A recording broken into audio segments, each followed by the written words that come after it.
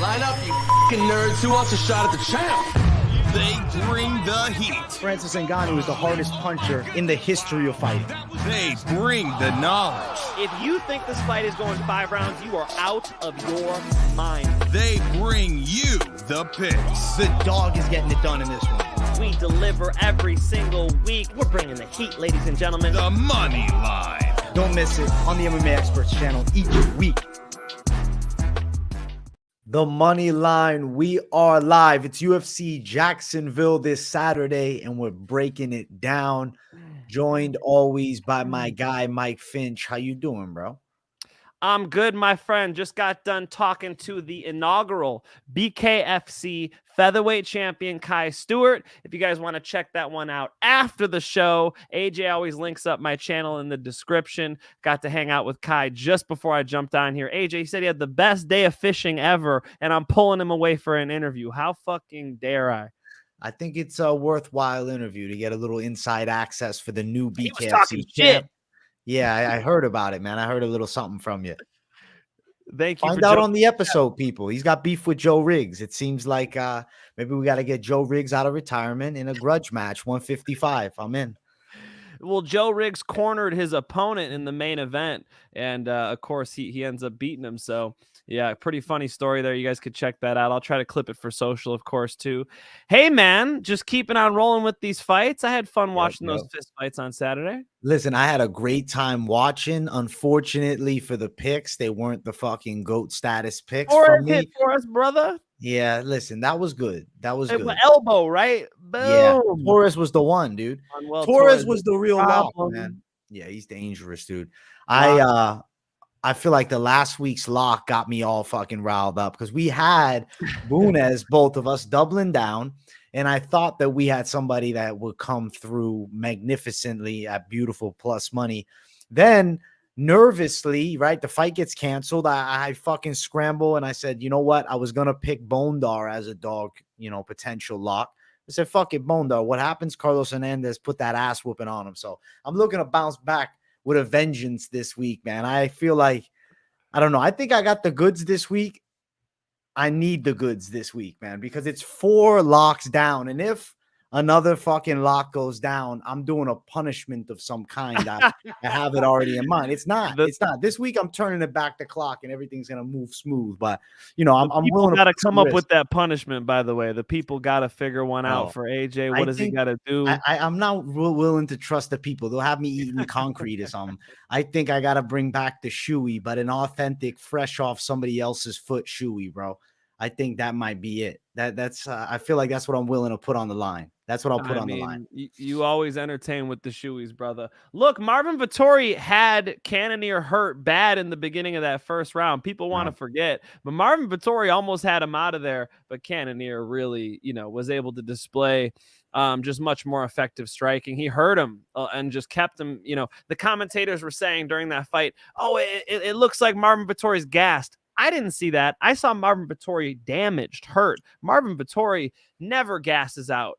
But he will, take some damage, and damn, did he accumulate a lot in that fight. The one thing I wanted to see from Extreme Couture with Marvin Vettori was offensive wrestling.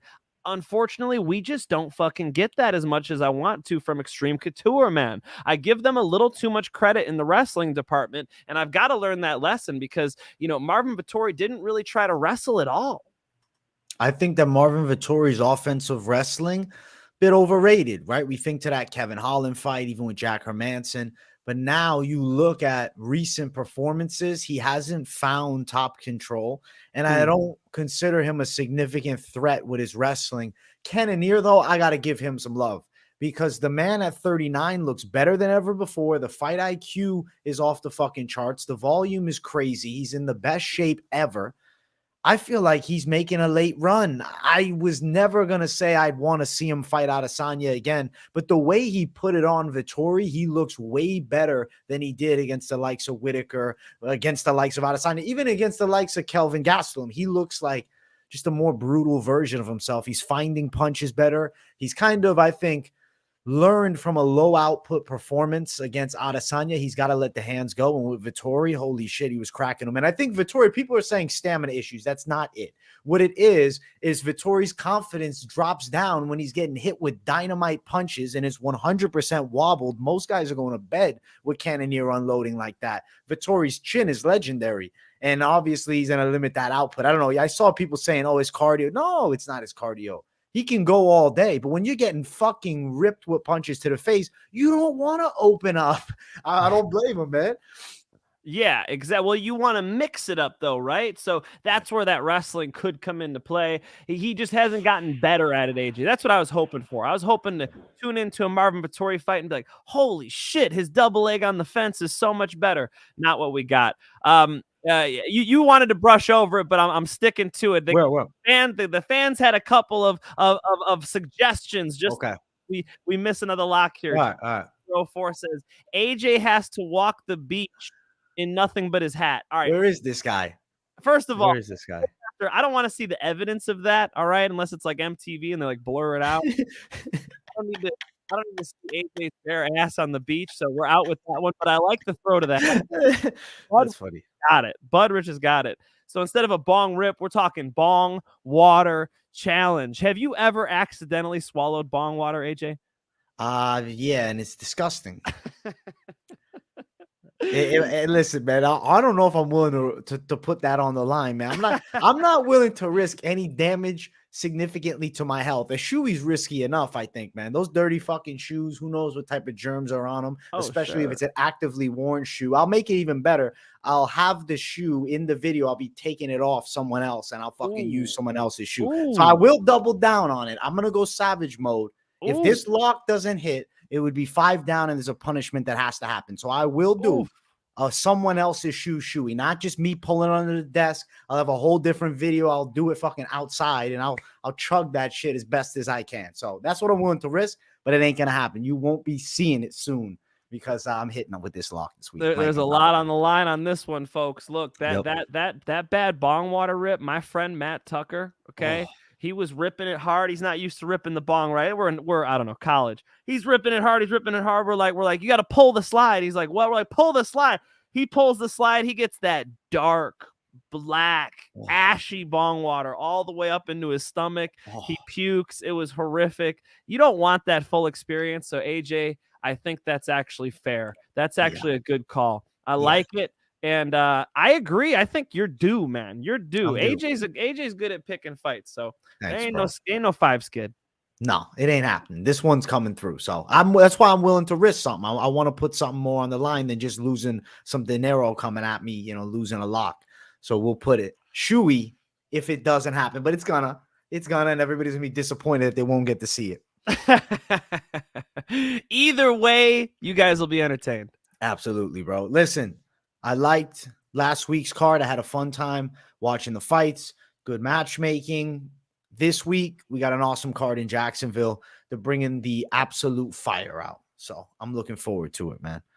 I think there's a lot of fun fights in this card. I mean, main event, everybody's trying to doubt Emmett hard. I mean, absolutely nobody picking Emmett. Crazy love for Topuria because Topuria is a star. But Emmett's got power, dude. I think it'll probably be a fun fight. Like the style of fight that Emmett brings, he's trying to hit you hard. He's usually pretty durable.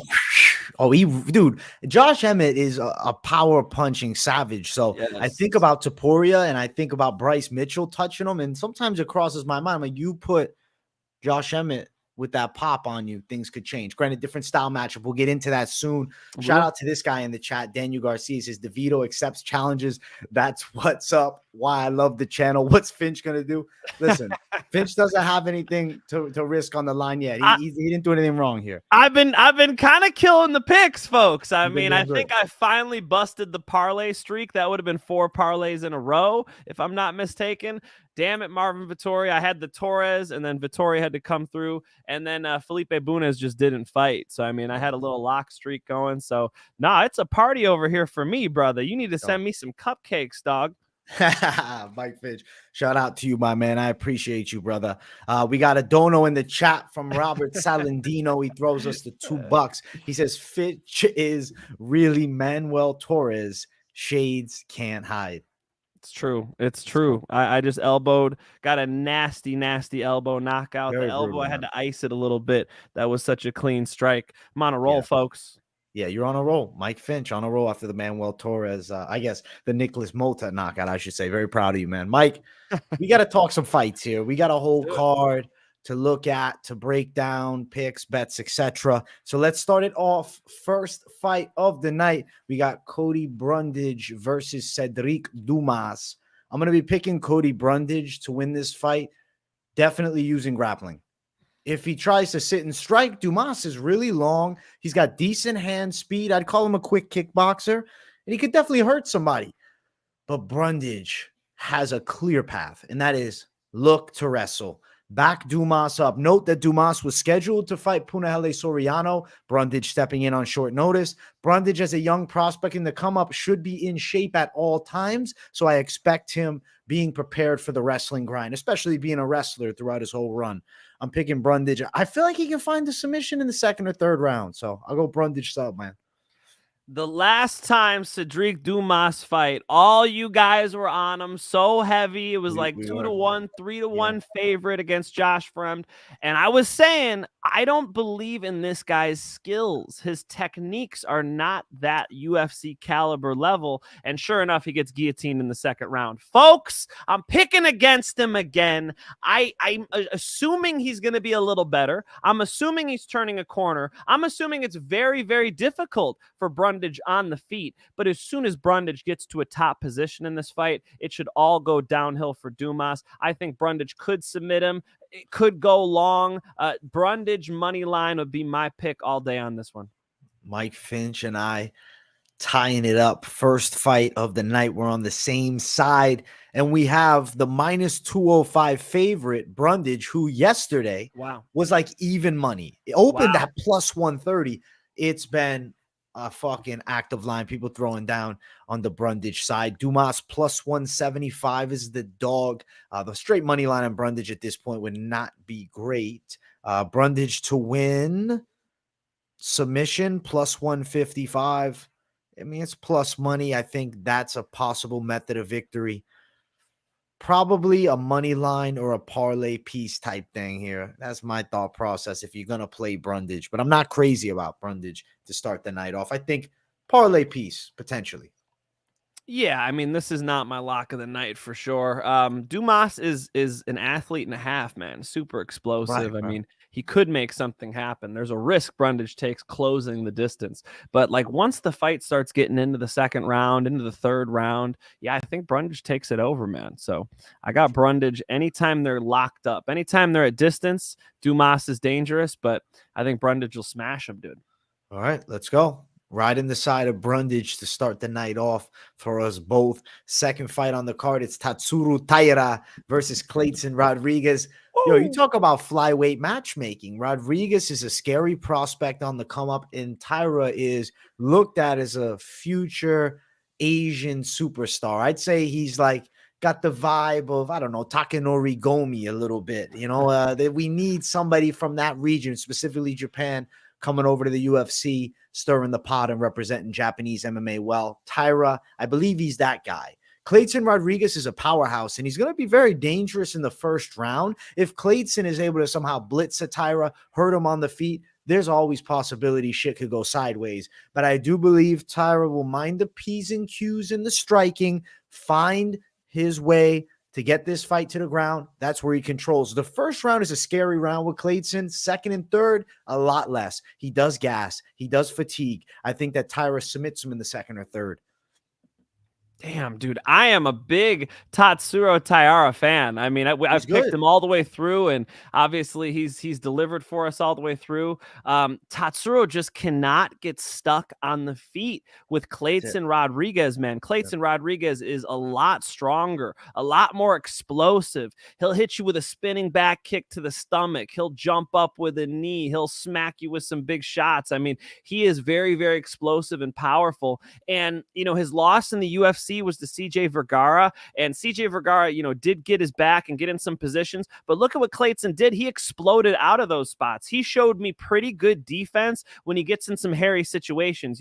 He was taken down by Curatolo and then did some explosive stand-ups, and he's young too. That CJ Vergara loss, that's over a year now. I mean, I think that he gives Tatsuro Taira a run for his money. He's just a big, strong fucking kid, AJ. So I know everybody and their mother is picking Tatsuro Taira. I'm going in on Clayton. I think Clayton can get this thing done on the feet, and I think he's going to have a lot better defense than anybody else is giving him credit for. So far in the UFC, he's been able to negate the grappling as far as like he'll stop it after at a certain position and explode back up. You might take his back, but he'll get out right away. I could see him in some hairy spots, and I agree with you, AJ. He does slow down as the fight goes on. 29-28, I think Clayton Rodrigues outstrikes Tatsuro Taira, and Tatsuro needs to get the back, needs to get this thing to the ground, because I think he'll be in trouble when he's not there. That blows my mind, dude. I thought you were a big Taira guy. Because I like Taira. Yeah. Dude, yeah, the more I watched Clayton Rodrigues, I did. I went back, I watched his fights. I know I'm the only person in the world picking Clayton Rodrigues. What, 3-1 dog? I mean, I don't think that's right, bro. I think Tatsuro Taira's jiu-jitsu is nasty, but matchup-wise, this could go south. I'll say this. I think the lines are definitely off, and I'm excited for you going that side. I think it's ballsy. I think it's a savage move.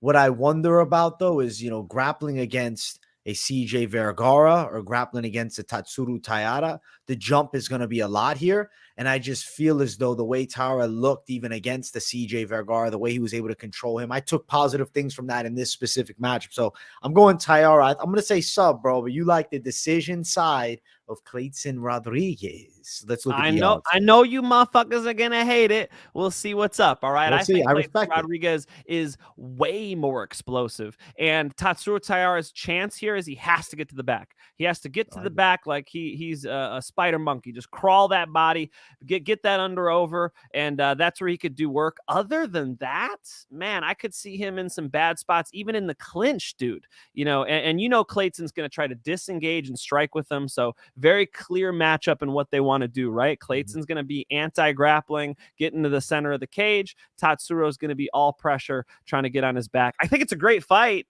but when I'm picking this thing, I'm on the fence. I look at the odds. I'm like, I like the underdog, dude. I like it. Mike Finch. I like the savagery. Plus 250, Clayton Rodrigues. Taira, minus 300. I am going to say, I think submission may come to fruition for Taira. That would be plus 150. If you like the Clayton Rodrigues by decision side, plus 550. So some juicy fucking plus money there if you're with the Finch man on that one. Come on, folks. Come on, folks. One of you guys got to agree with me. Come on. I know Tatsuro Taira's got some hype about him, but he's still a young kid, man. Him and Clayton are getting better so fast. We'll see how he deals with this test. I think it'll be a little different for him. Yeah, I like this fight a lot, man. Can't wait to see it. Next one we have is Jack Jenkins and Jamall Emmers. Mike, I'm going with the taller and longer and more UFC veteran experience, Jamall Emmers. I feel like he's going to be able to strike with Jenkins from distance. Jenkins has a nasty calf kick. I can see Emmers catching him at the end with straight shots. I look at the grappling positions, and I don't see Jack Jenkins easily taking a Jamall Emmers down. I think he's going to be in a fight here. And I think Emmers proven to go long, solid stand-up game, long range. I think he's going to win. I'll say Jamall Emmers on the judges' scorecards. Yeah, I could see Jamall Emmers kind of slowing this thing down, using straight shots, sort of keeping this thing at distance and picking away at a decision. I'd give a 29-28 decision to him. Not a fight I'm looking to bet on, though, man. I don't know. This one is another one on the fence. Yeah, I'm not trying to bet on Jamall Emmers, Jack Jenkins. I mean, if you're on Jenkins, it's a very appealing betting side because you're at plus 145. Emmers at minus 165 on the opposite side. I feel like it goes long, but over 2.5 minus 165. It's there. It's okay. It's not. If I had to throw down on it, I guess, there's a fair chance, but I don't really like it all that much. Emmers by decision is plus 150. I mean, I think it goes decision. I think that does make sense. Over minus 165. That's it. You're not getting me to bet on this one though, AJ. Nah, I'm chilling on this one. This is a good fight. Fun matchup here. And for Jenkins, a big chance against someone who's been in there and, has a split decision loss to Giga Chikadze. Yeah. So I like Emmers. Yeah, and you guys know how much respect I got for Giga's kickboxing. Giga came over to UFC Gym Huntington Beach, showed us that liver kick. Holy shit, man. If you could strike with that dude for a couple rounds, you're definitely durable. Another reason why this goes to a decision. Let's go. Jamall Emmers, the pick for us both. Next fight on the card, we got Trevor Peek versus Chepe Mariscal. I like this fight here a lot. So I'll tell you something about Chepe Mariscal. He's got a bit of wrestling that I think could favor him in this matchup.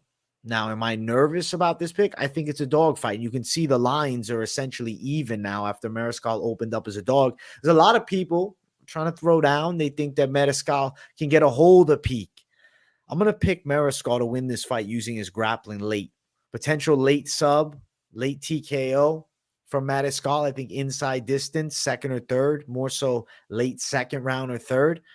I think the wrestling, I think the wrestling game is going to be a big factor. If you're Mariscal, you're looking to set up takedowns on Trevor Peek. Peek comes out like a fucking junkyard dog. His last fight, he fought tall, thin striker. Now he's fighting, a shorter, somewhat stockier. I don't want to use the word generalist because the wrestling base is there, but guy that can kind of do everything fairly well. I got to go Mariscal. I'm going to ride with him, Mike Finch. I like it.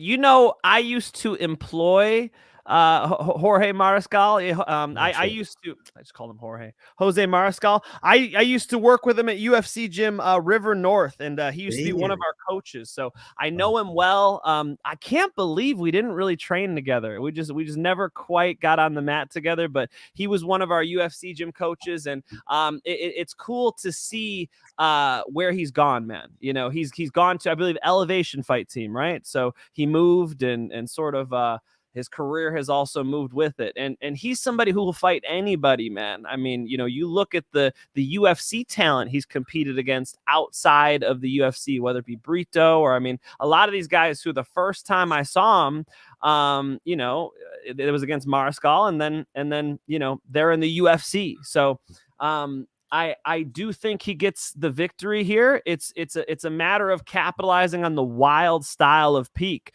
Peek comes in and he is durable as fuck. What was that? I wrote a note on it. What was that fight that I just saw against Malik Lewis? Crazy comeback, right? He showed a great gas tank, great durability. It's like that, that Marvin Vettori durability plus that Marvin Vettori gas tank. So I believe that he'll be there all 3 rounds, and it'll be a tough fight for Chepe. But man, Chepe could potentially just get 2 out of 3 here and try to deal with the storm that is Peek, man. Peek, they're trying to bring him up. I think what the UFC is doing here is they're like, we like him. He's exciting. So let's give him a fight he can win. I think they fucked up with Chepe, though, man. I think Chepe could get this thing done. And, I'm fucking completely biased. Obviously, this is my guy. Give me Chepe decision.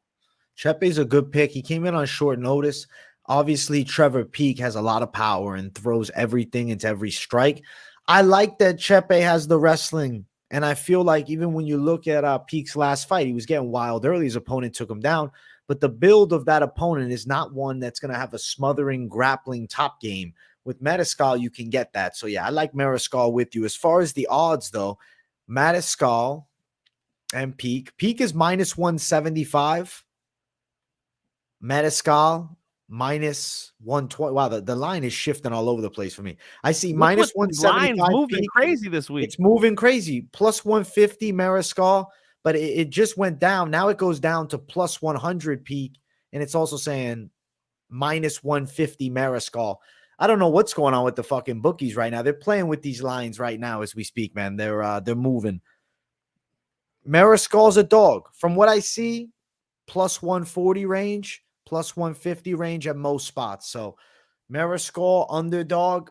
I think he can win this fight, man. I like him as a dog. I think he's live. He's got a lot of UFC or MMA experience, rather. Beat Pat Sabatini on a split decision. Yusuf Zalal win, has been in there with some good fighters. Sean Soriano. He fought Steve Garcia. His name's Joe Anderson Brito, like you said. Yeah. So he's been in. He's been in with a lot of people. Upper weight class, which is interesting. I'll pick him. I'm picking him as a dog, too. I think he can win. I think he's live. He is live for sure. I mean, important to understand that the UFC, I think, from their perspective, is like, okay, let's bring Peak up slow, and then they found this fight for him. I mean, that would make sense to me because Peak was so damn exciting. You saw Dana White's reaction there, cage side. I mean, you know, they love it when fights are dramatic and awesome and entertaining. And so, you know, Chepe, another fucking barn burner, entertaining guy, of course. But I think the UFC is making sure they're bringing a Peak right, and it's all up to him in this matchup. Look, Chepe's too experienced, man. Chepe's too experienced. Peak is too basic. Give me Chepe. Chepe Mariscal for the win. Next fight on the card, we got Zhalgas Zhumagulov versus Joshua Van. Listen, Zhalgas with the fucking Paddy Pimblett haircut is, I think, the best career move ever. Zhalgas Zhumagulov went from just another flyweight on the roster to, like, you know, just a known meme, and he's going to be a celebrity now. You know what I'm saying? He's made. I actually think he can also win this fight too. Joshua Van from Myanmar, solid stand-up game. Obviously, that's the home of Lethway over in Myanmar. So, you know, he's got some dangerous stand-up. Where I think he struggles with Zhumagulov is when he gets tied up. Joshua Van's 21. He's got a great record, 7-1. But it doesn't seem like he's taken out an experienced guy in Zhumagulov who's been in there with a ton of guys that are not only UFC in the UFC, but like UFC level outside of the UFC, high level guys. He's seen a lot of looks. I think Van's too young. I think that Zhumagulov finally gets a win. I mean, he fucking needs it, dude, you know, and he's up against a kid who's a finisher. I mean, I think all of Van's wins are by finish. That's crazy. So it's a fucking killer. Yeah. So I think Van will probably win that first round. And then, like you said, start getting tied up in the second and third. It's tough for me to like have confidence in Zhumagulov. I don't think my money's going to leave my wallet.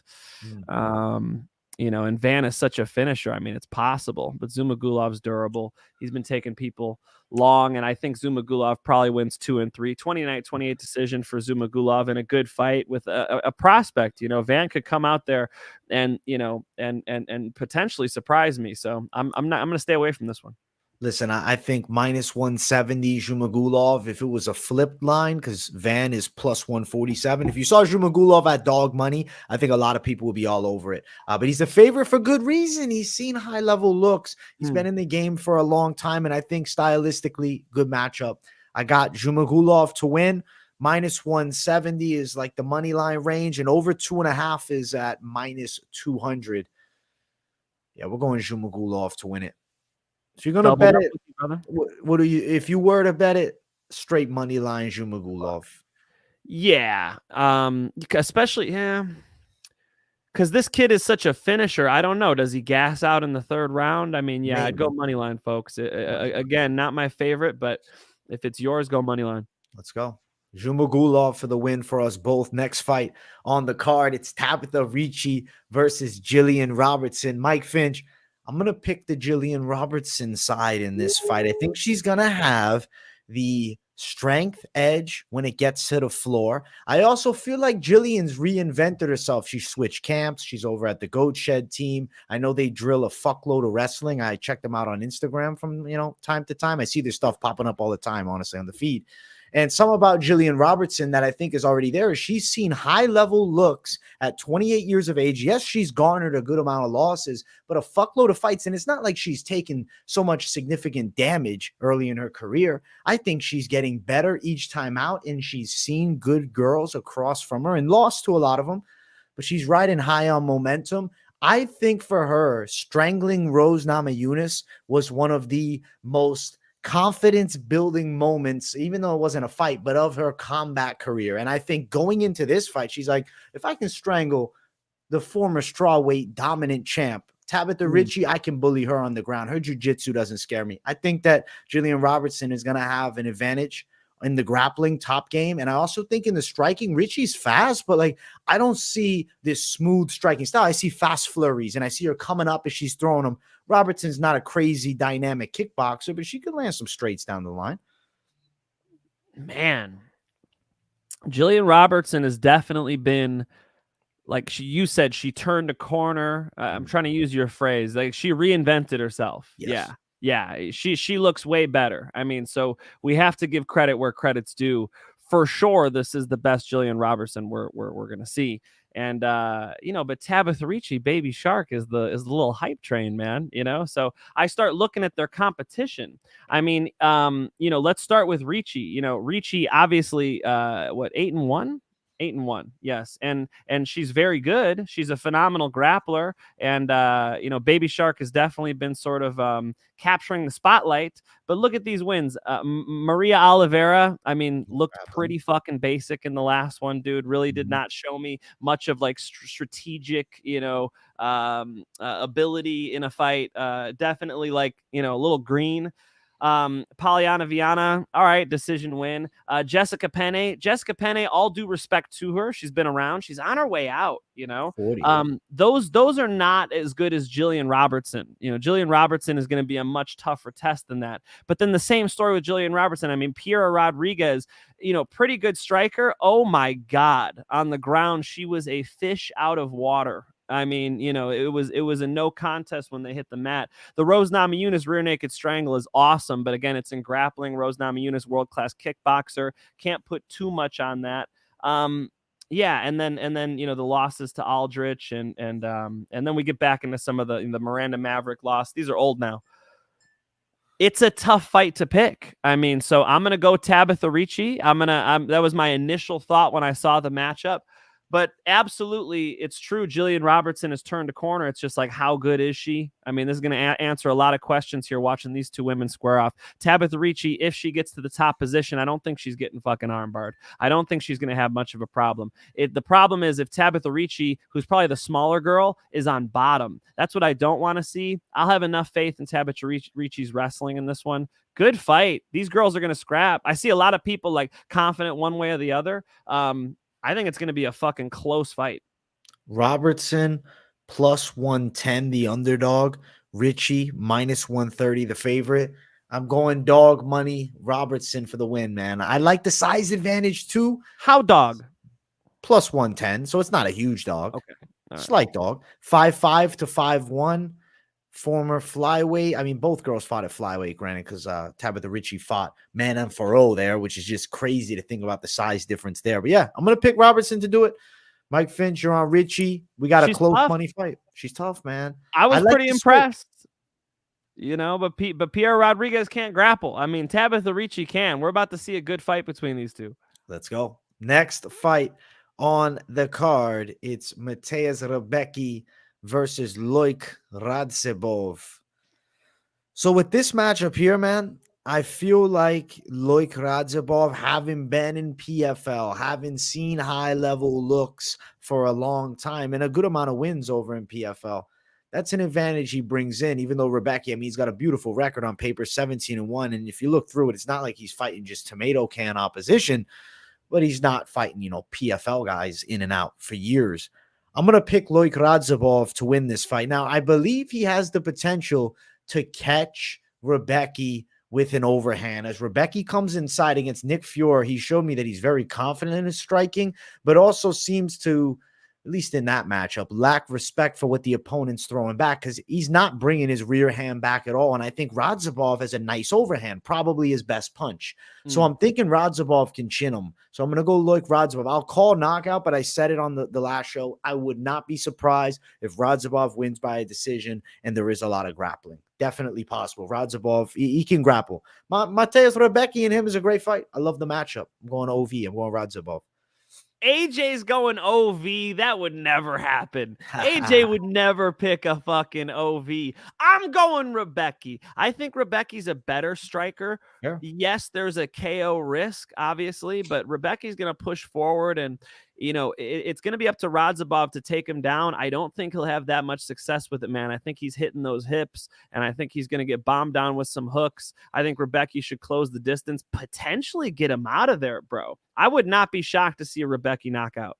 Interesting, man. You think he could knock him out and he couldn't get Nick Fury out of there? You think he's taking out Fair Loik? enough. It could go to a decision, but I guess maybe towards the late, like third round, last couple minutes, Radzhabov's missed his 7th takedown attempt. He's winging that overhand right. He's getting countered. He's getting pressured a little bit. Yeah, Rębecki's seasoned, man. I mean, how many? Hit me with the record. The record's beautiful. 17-1, and then 17-4-1 on the other side. You know what I'm saying? Okay, well, both experienced. Yeah. I like Rębecki, dude. I think Rębecki will hit him with those hooks. Just like close the distance, get tight, defend those takedowns, hit him with those hooks. I mean, small cage, right? I like Rębecki. Odds for the fight, Rębecki is -155, Radzhabov +135. The knockout for Radzhabov is +650 if you're on the other side. If you're thinking Rębecki wins by KO, +400. So a knockout prop actually on both sides is massive plus money. Yeah, we're going on opposite ends, man. I'm going OV. You're going Rębecki. You know I'm going OV, my man. Listen, not always though. I go against the OV from time to time, but I just think he's gonna pull it off, man. We can count those on our hands, though. Fair. Yeah, but you got overhand right. Yeah, I got the overhand. I think it's coming. Let's go. Right. Radzhabov versus Rębecki, opposite sides. As we jump into our next fight, it's Randy Brown versus Wellington Turman, who has decided, hey, I'm going to 170. And he looks in good shape, man. I looked at the Instagram and said, okay, he's training his ass off. He's changed his physique. He looks like a 170 pounder. And he was never a large guy at middleweight. He's got good ground skills. I feel like if you look at his striking game, it's very limited. I'd say extremely basic, whereas Randy Brown can box. I mean, Chaos Williams split decision doesn't look nearly as good as it once did, but I still feel like the stand-up game from a Randy Brown to a Wellington Turman, there's a serious jump. Brown from distance is boxing him up, so Turman is going to have to wrestle here. I don't think Randy Brown's easy to bully on the floor, and I don't doubt his ground game either. So I feel like Turman getting touched up, he might get TKO'd. I think the weight cut, there's a chance he ends up getting stopped. So I'm going to go Randy Brown. I'm going to say finish, man. Damn. AJ said bad weight cut for Turman. Not bad. Not just maybe a little, like, I don't know, if you cutting a little extra weight and then you're getting pieced up by the quicker fighter, I just think ability goes down. Yeah, I think so. I hear you. No, that's totally fair take. I like Wellington. I think he's got a nice arm bar off of his back. Like, he's in any fight, even if he's getting beat up, he's very tough. He could still potentially latch on to something, but I think this fight is all about where it takes place. In boxing, you call it the red zone in tight. Yellow zone is where we could both kind of stay at the end of our jabs. Green zone's all the way out. If Brown could just stay green zone the whole fight, kind of stay away from Wellington Turman, stick him in the body a lot, kick those knees backwards, move, I think he'll be able to dominate him. Wellington Turman is the better jiu-jitsu artist, the better submission artist. But I don't think he's able to capitalize there. I mean, that's his Hail Mary shot, is to like latch up to an armbar or triangle, I think. And I think Brown will just piece him up for 3 rounds. So yeah, 30-27, I think that Randy Brown, decision. -215 for Randy Brown. And then Turman's +185 is the dog. Brown by decision is +190. And then Brown by TKO is +185. Neither of the props are calling me. Moneyline at -215 is, I don't really like it that much. I mean, it's parlay playable, but straight moneyline on this one. One worry, I mean, is if Turman somehow gets an arm. The long arms of Randy Brown, and then they're locked in an armbar. That's something, that's like the small chance of a Turman win. I think armbar is like a possibility. But you know what I'm saying? Come on. Is it because I threw it out there? You saw it, didn't you? Well, I mean, Misha Serkunov, the way he fucking handled him, that is. And then you bring it up too. So, like, I definitely understand what you're saying. And just for fun, I got to now look at it.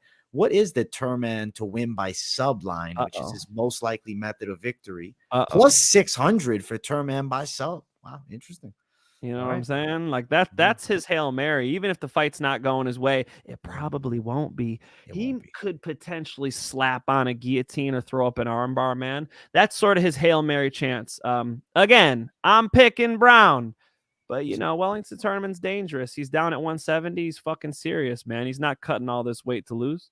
No, absolutely not. You're right. Randy Brown for the win for us both. Good fight. Next fight brings us to Neil Magny versus Philly Fresh Rowe.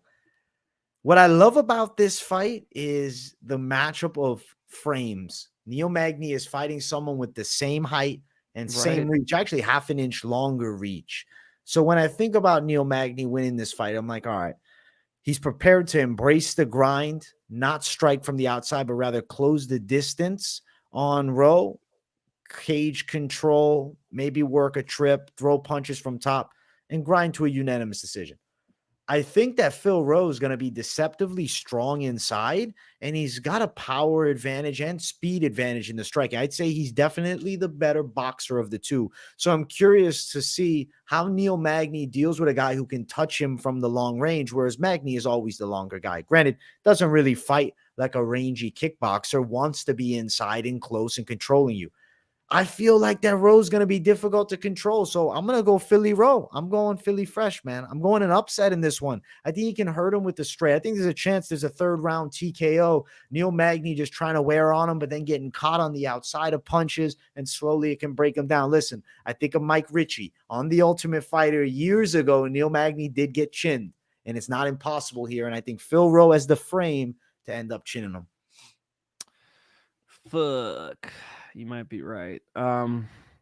Neil Magny was able to choke, Daniel Rodrigues, but look at the losses: Shavkat, Gilbert Burns. I mean, we're talking about the top. We're talking about some of the best guys. Split decision with Max Payne Griffin's not the best thing ever. I think Neil Magny could find a way. I mean, how old is this man? 35. I think the Haitian sensation might be able to pull one out. Look. I make fun of Phil Rowe in that grappling match against Gordon Ryan. This ain't Gordon Ryan though, I could imagine him potentially hurting, Neil Magny, which would be maybe his best bet, dude, is striking with him, Neil Magny finds a way to use his long limbs and sort of tie people up on the ground and win these rounds, tie people up in the clinch. Maybe he grinds him out too. I'm on the fucking fence with this one. I'll tell you guys what. I did commentary with Neil Magny and HFC. I know he's smart. He knows this game really well. That's probably something he has on Phil Rowe, is a little bit of fight IQ. I know he got run the fuck over by Gilbert Burns in his last fight, but it's hard to count him out, So give me a slight lean to Neil Magny, but dude, Phil Rowe's completely live. I could imagine him, like you said, same body type and maybe even a little hungrier AJ. So I could imagine him getting it done. As much grappling experience as Phil Rowe have, he pretty much loses all those grappling matches. So could Neil Magny be a better grappler? I think that'll pull 2 rounds out of 3. Close fight. Potentially gets hurt by Phil Rowe though, and Philly Fresh is live, man. Any of you guys picking Philly Fresh? I ain't hating on it. Respect, man. Phil Rowe, dog money plus 125. Neil Magny minus 145 is the favorite. Magny on the scorecards plus 105. And then Rowe to win by knockout plus 425. I'd say the straight money line would be your best bet if you are going dog money with me. And even if you're on Neil Magny's side, it's a very playable minus 145 tag. I'm honestly super excited to see if this fight plays out how I see it in my mind, where the frame of Rowe really does have an impact on Neil Magny being able to imply his will like he does against, the smaller guys in the weight class, because he's always the giant. I mean, very rarely has anybody had the same height as him. I think only one, Haigu Lim, years ago. But reach, I think this is the first time ever Neil Magny's fought anybody with more reach than him. Good call, bro. Wow. You're making me want to flip my pick, bro. I don't know. I think one of the things that's unsaid is Phil Rowe's hungrier, dude. He's on a 3-fight win streak too. So it's like there's so many things for me to like about Rowe. And I understand Neil Magny's seen everybody, and he beat Jeff Neal, which is an awesome win. But don't forget, Max Griffin was able to get to him and gave him a really hard fight. Phil Rowe, I think he's getting slept on, man. Yeah, I might be sleeping on him, dude. Consider me on the fence. Consider me on the fence. You almost want me to make me change my pick. I can imagine Neil Magny getting in the top position. If he can get his hands clasped, sort of get this thing on the ground, drag this into some deeper waters where Phil gets a little tired, that would be a big deal, man. If he could get to his back a little bit, fuck, man. I think Phil Rowe might pull it out, though. I think you convinced me. Let's go. Next fight on the card brings us to the main card. Another good one. This is a great one, dude. Brendan Allen versus Bruno Silva in the stylistic nightmare clash. Can Brendan Allen overcome a heavy-handed southpaw? Chris Curtis put his lights out. That's a fight that comes to mind for me. But has he had this type of advantage in the wrestling against someone like that? I think no. I mean, obviously he got fucked up on the feet by Sean Strickland too.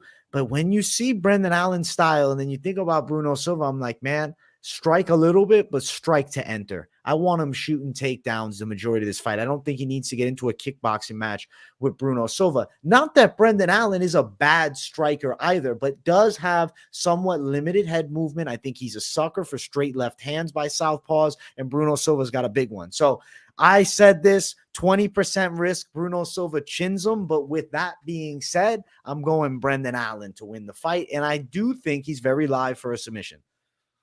Dude, Allen looked so good against Andre Muniz, man. You know, he really bounced back well. It's just, I wish I could trust his fight IQ more. Like, I want to even, like, lock Brendan Allen, but, dude, if he starts banging with Bruno Silva, I mean, you know, Bruno Silva could put people out, man. People need to respect the level of striking that guy's bringing. And remember just how lean and ripped he was in his last fight. We're sort of seeing the prime of Bruno Silva here. So it's a good fucking fight. I mean, obviously Allen's way better on the ground. He's probably a little bit better at wrestling. He might even be fine on the feet here. He just has to fight tactically. If Brendan Allen has gotten smarter, if his experience is counting for something, he should dominate this fight. You're right. I'd even say a little higher than 20% risk, though, for Mr. Silva. So I'll be honest, my first time looking at this fight, I thought, okay, well, I think Silva just kickboxed him, but because it's a polar opposite matchup, right? He just fought Andre Muniz, great grappler, not much on the feet. Now he's fighting the exact opposite, you know? I hate to compare it to the Gerald Meerschaert fight, which, by the way, folks, I got that one. Gerald Meerschaert hit him with the sub and club, and club and sub. So I think that if Gerald Meerschaert can get it done, I think Brendan Allen can get it done, dude. Give me Brendan Allen, and maybe even he submits him. Brendan Allen win by submission. I'm on the same side, betting side, -158 for Allen. Silva at +138. Looking at Brendan Allen to win by sub, +160. What do you think? +160, Mike Finch. I think it's possible, but live. Bruno Silva, though, like, we have to give respect where it's due. Yeah, I think Brendan Allen beats him, but knockout puncher for sure. Tough as fucking nails. He got taken down 7 times by El Dirte Andrew Sanchez, but Andrew Sanchez doesn't have, I think, the jiu-jitsu game of an Allen, nor does he have the striking capabilities of an Allen. So, you know, obviously Silva had a comeback KO in that fight. So I think that Brendan Allen here can take him out. So I'm going Allen. Yeah, I like Allen in this one too. And you guys know I'm a Bruno Silva fan. I've picked his fights pretty well. I think Brendan Allen's, it's time for him, man. He's just got to show that he's not careless. You know, he's got to show that he could fight strategically. Looked really good in the last one. Let's see what he does against the polar opposite, a fucking powerful striker, you know, and Bruno Silva's fairly technical with it as well. So probably a good fight until it hits the mat, and then Brendan Allen fucks him up, drops some elbows on him, strangles him. Agreed. Next fight on the card, we got David Onama versus Gabriel Santos. Did you wake David Onama up from a nap to take that picture, AJ? I bothered him. You know, he's weight cutting. You know, and then I said, "Listen, we need a picture." You know, that's it. That's what I asked him for. He sent it. I think that Gabriel Santos is going to win this fight. And Mike Finch, you falling asleep over there? Holy shit! I think if He looks half asleep, but he doesn't fight half asleep. He fights like a fucking pit bull, man. In the first round, Onama's a fucking terror. But I look at Santos on the other side as a more well-rounded guy, a former LFA champion, someone who comes in to fight Lerone Murphy in his debut and arguably wins the fight. We can't sleep on this kid. I think he's got special skills, and David Onama is a great athlete and a dangerous fighter. He has a reach advantage, and he hits hard. So is there no chance for Onama? I'm not going to say that. But I think that Santos, better overall, calculated with his attack, and I also think he potentially finds himself on top of Onama. I'm going Santos decision. Yeah. Santos is good, man. I was watching some of his old fights. A good kicker. The southpaw will be interesting for Onama, who does switch stances, but that'll be an interesting style clash. Onama coming off the loss to Nate the Train, and you saw you could box Nate the Train better than Onama was able to. So I don't know that he'll stop the Brazilian, man. Give me Santos too. I think Santos wins the third round, maybe gets Onama a little tired. Give me 29-28. 29-28. Onama to get it done, you said? Am I dumb here? I think Santos will get it done. Yeah, sorry, man. I had a full brain. Wait, this man to say Santos or Onama? Kicks will add up, and I got Brazil. Brazil, man. I think it's the right pick. So plus 205 for Onama, but note that he opened up as a minus 275 favorite, and now Santos is minus 240, but he opened up at plus 235. So very interesting line shifts early on. Santos, our pick, I do think he wins by decision. Santos on the judges' scorecards, plus 225. Gabriel Santos for the win. I think he can do it. Not an easy test, but he does it. He shines here. I think he shines here, man. I think the kicks accumulate. I think he attacks the calf, the quad, the knee, and I think he wins the second and third. Yeah, I like him in this one, man. Oh, Onama's a real test. Yeah. But from what I saw Nate Landwehr able to do to him, man, I think Santos sees that fight and goes, I'm going to beat this fucking guy. Let's go. Next fight on the card, featured bout of the night. It's Justin Tafa versus Austin Lane. Mike Finch, I think that Justin Tafa is going to clobber Austin Lane and knock him out. I got to go Tafa by KO. I think he's sleeping him, man.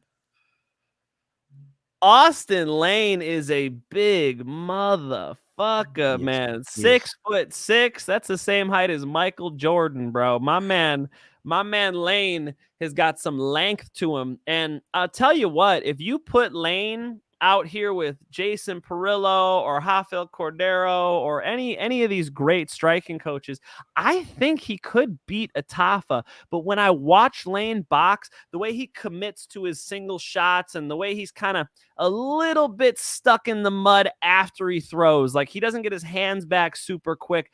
Although he's an athlete, there just seems to be some technical problems with the boxing. And you can imagine Tafa, who's just that, brick shit house. I mean, there's also a lot of, he's got a lot of body fat on him too. So, but he's going to turn all that weight into a looping shot. I mean, you could just imagine Lane missing a cross and Tafa going hook, boom, boom, putting a couple together. And you were telling me Lane got knocked out by Greg Hardy. Not a good look, folks. Give me Tafa knockout. Tafa knockout, the pick for us both. I think that he's chinning Lane. Let's look at the odds here. So Tafa, straight money line attack, minus 185. Lane, plus 160. Tafa to win via knock, plus 100. I do think he's getting the KO at that plus 100 tag. I think he finds a shot over the top. This fight's definitely going inside distance. It's minus 400 for that. I like Tafa. I like Tafa to sleep him. I think so. The height difference is crazy. And so there is the obstacle is closing the distance. If Lane had the good distance management, I wouldn't be picking Tafa. He doesn't. I think he's getting fucking blasted. What do you think about this too, right? When you have a tall guy like Lane on the other side who's athletic but does like to, really close distance with flurries quickly, is there the overhand, right, that comes across the top and just flatlines a very upright guy? That's what I'm kind of seeing from Tafa, man. I think he can rip him. I see. Yeah, that has to, if Lane can't manage distance, that's when that overhand comes in, right? That overhand's shallow, or too short rather, in a football field scenario where you could just kind of stay a little bit too far away. We talked about that green zone. In the green zone, Tafa misses that overhand. But you're right. Once Lane plants his feet, once Lane is kicking without a setup, once Lane is sort of missing a jab or cross, that's what I would see, AJ. And I might even see like a lead hook. I like that, man. Knockout win for Tafa, plus 100 for it. I think it's happening here. Next fight is the co-main event. We got Amanda Ribas versus Maycee Barber. I'm riding the Amanda Ribas side, Mike Finch. I think she wins that on the scorecard. She's the better grappler. I think that Maycee Barber is a good athlete. She throws fast strikes and she'll come out hard, but I think Ribas is going to be able to get control of her, can mix it up fairly well in the striking with her, and ultimately gets her hands raised after, 3 rounds. What's the worry is Maycee Barber has been the queen of the split decisions. Right? She has. And on the correct side of them. Yeah. Every time. She makes close fights happen, man. It's about to be a girl fight, yeah. I feel like Ribas could get it done. Look, Maycee Barber is good at making it a close competitive fight. She's got pretty good takedown defense. She's competent, And Amanda Ribas has been fighting some decent competition though, and I think has shown improvements. You could see little holes in Amanda Ribas's striking, at times when she's hurt or when she's a little tired.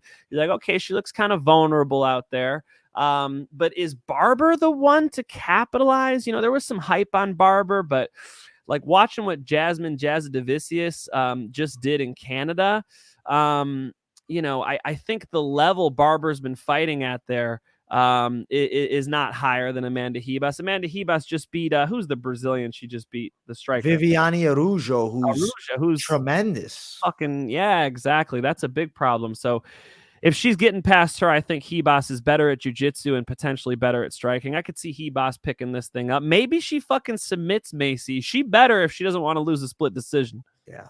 Listen, I think that the fear is a split decision that favors Maycee Barber, even if she doesn't win. So I think Ribas should look for a finish, but Maycee's hard to get out of there. So I think Ribas is getting it done by decision, and hopefully, we don't see a robbery. I think it's time Maycee Barber gets a loss on one of these decisions. Plus 145 for Maycee Ribas at minus 170. Maycee Ribas? What did I say? Maycee Ribas. I love it. You did a Pokemon. You fucking that's funny more, shit, bro. Listen, Maycee Ribas is the Brazilian prospect on the come up. She's a young girl, and she reminds me of a softball player, man. She's getting it done. But no, Barber plus 180, Ribas minus 210. Maycee Ribas, doesn't really exist as far as we know. Not yet, at least. Maybe that's the next champ is Maycee Ribas, who comes out of Brazil or something. Seago, last comment. They can't give her another split robbery. Laugh out loud. It's too noticeable now. You know what? I think the UFC would rather see Amanda Ribas win. You see her sitting next to Dana White. Every interview, she's like this, like giggly, like face of the promotion type of character. I think, if anything, Amanda Ribas is the more marketable woman. I agree. I think Ribas also has a skill set that you could say that's scary for Alexa Grasso. Sure. That's a fight with Alexa Grasso. I'm very interested in that matchup. So yeah, Ribas, look at Ribas's run real quick, right? You look at who she's fought. She was top caliber down a weight class, decides to go up and debuts and loses a split against Caitlin Chukagan, who's always a top tier contender. So Ribas is in a good position with the win here, and I'm picking her to do it, my man. We're on the same side. Good fight. They should be have fought the whole fucking division, Amanda Ribas obviously moving weight classes, but the names she's fought, in the UFC, yeah, these are two of the best women. The two future, title challengers. Two future title challengers. Ribas for the W. Main event. We got Ilia Topuria versus Josh Emmett. Mike Finch. First thing I got to say is I love that Topuria is on the fast track now.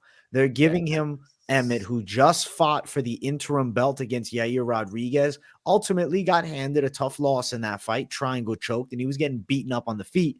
now faces off with Topuria. I'm picking Ilia Topuria. I do believe in him as a prospect, but, you know, he's a massive favorite in Josh Emmett. It's not like he isn't a very skilled fighter. I just believe as though Topuria, hungry, game, ready, I think, to get to the top of the weight class, and also matches up his skill set well with Emmett. Emmett, pretty strong physically. Topuria, a beast with his strength. Topuria's got better grappling. I do believe wrestling-wise, Emmett has pretty good defense. In the boxing, Topuria can strike, man. Emmett is crisp with his boxing a lot, but it's not like he isn't getting ripped with a lot of punches in all his fights. And I think you look, you know, Dan Igue's touching him, Cater's touching him. You saw what Yair did to him. I think Topuria can hurt him on the feet. I'm thinking there's a chance of a club and sub, but method of victory, ground and pound, TKO. Could also see submission, though. Man, fucking love this fight, dude. How good of a fight is this, man? And it's the right timing for Topuria. I mean, think about a perfect world, right? He gets 6 months since he beats the fuck out of Flat Earth. And then they give him an Emmett spotlight fight, headlining fight on ESPN Plus, and he gets to, you know, get a guy who is towards the top of the division, deservedly so, but coming off of a loss, and that loss was a finish, and he took damage in that fight, and that was only 4 months ago. So it's like, why is Josh Emmett jumping in there so quick? Probably because he's, 38? Yeah. I just took a shot in the dark there. 38. Boom. Right. So, you know, Topuria is in his 20s. Topuria is the young star on the rise. The way this matchup works, I mean, clearly it's time for Topuria. And, you know, I see everybody picking Topuria, and so it's just so important to mention, like, Josh Emmett's real good. Josh Emmett's a powerful striker. You know, I believe is Team Alpha Male, yeah? So, I mean, he's got a ground game. He's got chokes. You know, that Uriah Faber's got him ready for anything, but Topuria is special. Topuria has the tight boxing game. He could rip you with those hooks. He can come back from adversity. I mean, look at that Jai Herbert finish. He's moved up and down from weight class to weight class as well in the UFC and shown success moving up. So I like Topuria a lot. I think in this matchup, Emmett is going to come to him. Emmett's going to go to war with him. He's not the type of guy who's just going to pick away from Topuria at distance, which is what I think, you know, is the best way to beat Topuria.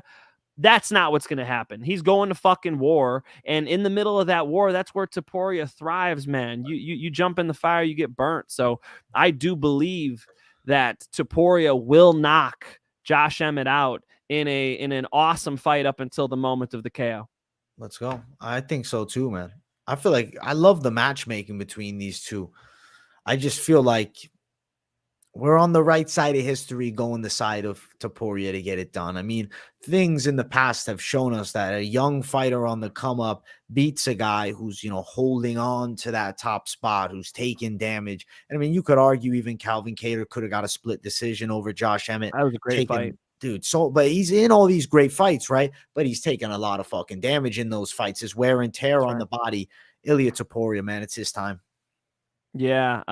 Maximiliano Miranda says Topuria inside. Sorry, who said Tyson Topuria? Oh, yeah, there. Tyson Topuria.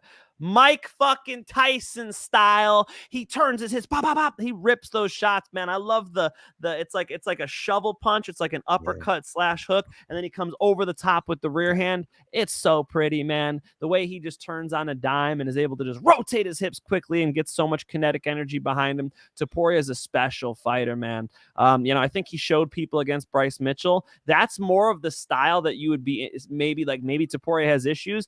This style, Emmett's going to go toe-to-toe with him, man. Emmett doesn't shoot takedowns. Emmett goes toe-to-fucking-toe, and he's about to run into a hammer. Yeah, what round we doing KO in, Mike Finch? Fuck. Don't make me pick the round. Got me working, bro. Can you lead me off with one thing, because I don't know what it is? Topuria KO. Is there odds on that? Yeah, Topuria KO line, straight attack, sitting at plus 175. Plus 175. Come on, folks. Yeah, bro. Let's call it early, brother. Let's call it early. It could be round one. I like that's balls, man. That's savagery. Definitely possible with his power. I like it. I'm going the same side. Topuria, we're both thinking knockout win. Let's see. When does it happen? Early or late? Listen, do you really want to be picking between those? I think you're better off if you are propping it up. Go straight knockout prop, plus 175. Also, money line for Topuria is in an ugly place. It's at minus 310. On the other side, Josh Emmett sitting at plus 260. Interesting. All interesting. Look, I think Emmett's going to come right to him. That's why I'm picking first round KO. Yeah, I like that. I do think Emmett's going to come out. I mean, if you're Emmett, you took a lot of damage, just recently. Is it better to stay off the gas pedal early? I don't know. It's a tricky way to do it because then Topuria is going to bully you early. So he might be forced into a brawl from the start. And at 38, I think he's getting chinned, man. I like the call actually early. Thank you. And I believe it's the stylistic matchup. And I think you made a great point. Emmett's been in some fucking wars. He's shown durability. Now might be the time we see the chink in that armor. Now might be the time where we see that catch up to him, because he can take a punch. He's no wuss. I mean, he's not falling down because it hurt. No. He's falling down because his brain shuts off. Yeah, facts. Let's go. Knockout win, Ilia Topuria for both of us. It's a good main event, Mike. I'm excited to see our prospect on the come up really get that shine and move into a huge spot with a win. I mean, Topuria's in the likes, talking about a matchup with a Max Holloway, a title fight. Something huge is in the making if he gets past Josh Emmett. So looking forward to it. But you know what time it is, Mike Finch? It's time. It's time for the most controversial, maybe most loved / most hated section of the night. It's Lock of the Night.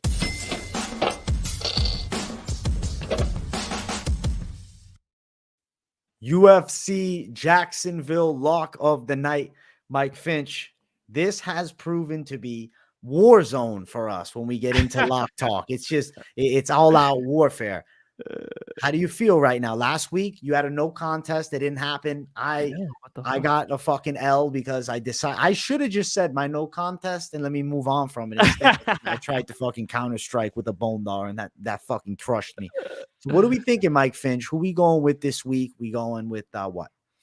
Look, guys, I could go crazy on you and say Clayton Rodrigues is my lock, but I think my inbox would just have too much hate after that pick. I can't stand that all week long. I can't deal with you guys. So I'm going to go with that beautiful odd that you just read to me. Those odds for Topuria KO plus 175. I think Topuria is the hardest puncher in the lighter divisions in the UFC. He's about to string up some KOs, and it starts with the guy who's going to come at him like a magnet. Josh Emmett is a short, stocky guy, so there's no reach to use out there. In order for Emmett to get to Topuria, he's going to have to stick those ones and twos that he likes to throw. He generally one or two punches when he throws combinations. I think Topuria is going to hit him at the beginning of that, make him miss, and then counter him. Left hook, overhand right. It'll be a wrap. Topuria by knockout for my pick, which is plus money. Plus 175. Mike Finch, you just threw a savage lock of the night, prop of the night. I like where you're going with that one. I got to put the shades on because I know the heat is thrown at me with all these locks. Listen, there's been a couple of fumbles, but I'm bouncing back this week, and I'm keeping it on the safer side this week. This is a matchup that I've been feeling very good about. People might say I'm crazy because it's heavyweights. Justin Tafa by knockout. The KO prop sits at plus 100 for that knockout. Now, am I going to say the knockout prop is the main part of the lock? No. I'm going to say minus 185 money line is the side, but then you have the knockout prop in it too. Personally, I'm touching both. Obviously, go a little bit harder on the straight money line. It's not a juicy plus money tag. And then I'm going to throw something down to get me some nice plus with a Tafa knockout. And I feel the KO is like 80% likely. His method is KO. The odds of him winning the decision is rather low. I think he's getting it done by knockout. He's knocking out Austin Lane. The way Lane comes in, the chin is up. That's perfect for the Samoan kickboxer. Reminiscent of Mark Hunt in his prime, walk-off knockout. Woo! Mark Hunt in his prime. Holy shit. He's going for the fucking Samoan with the heaters. I think that's a good one, dude. I'm with you. As you know, I'm with you on that pick. So let's go, baby. Yeah, I think that it's the one. I've been feeling great about it, and we're riding with it. Tafa via KO. Mike, it's time to parlay some things up. All the competition that try to compete, stand back, watch the bomb drop. Parlay time. Open up your wallet and let's go bet on some fights. I got to get the words down better, man. I'm forgetting the words to it, man. Parlay time. Listen, it's time to parlay it. Guys, we got to cash these parlays. Mike Finch has been Mr. Parlay. He's looking to turn it up. And what do we got this week, Mike Finch? This week, we're cashing another parlay, folks. It won't be an easy one, though, because we got a tough fucking Brazilian, Bruno Silva, in the way. He's making me sweat a little bit, but I'm going Brendan Allen. I think if Brendan Allen gets anywhere but standing right in front of Bruno Silva, he'll win this fight. He needs to move side to side. He needs to kick those legs. When he closes the distance, he needs to work in the clinch, get takedowns, and if he does get a takedown, this shit will go south for Bruno Silva quick. I do think he could submit him. You might as well just money line it because we're doing a parlay and we could throw somebody else in there. So let's do that as well. I'm going to double up with AJ. I do see that knockout for Tafa. I believe he'll get it. If you just money line those two, you'll be sitting pretty. Plus 145 if you got Justin Tafa and Brendan Allen. Mike, I like that play a lot, and I appreciate you putting my guy in it. It adds to the confidence that I feel for the knockout man, Mr. Justin Tafa. I'm going to add your confidence, right? I think that Ilia Topuria, though the line not what I love to see, has a very good chance of winning the fight. So then what am I going to bring into the mix with Topuria? I also like the OV, Zhumagulov, to finally bounce back from defeat. Plus 105 for those two. I would say this would be like the safety blanket of your parlays. Two confident picks that I think win, but you know, keeping the lockout, keeping a juicy dog out. But you know, I can't go without throwing a dog in my fucking play. So I got to put Philly Fresh, Phil Rowe, Topuria, Zhumagulov, Phil Rowe, plus 380. And you guys already know Phil Rowe is going to be getting thrown down on Moneyline, bro.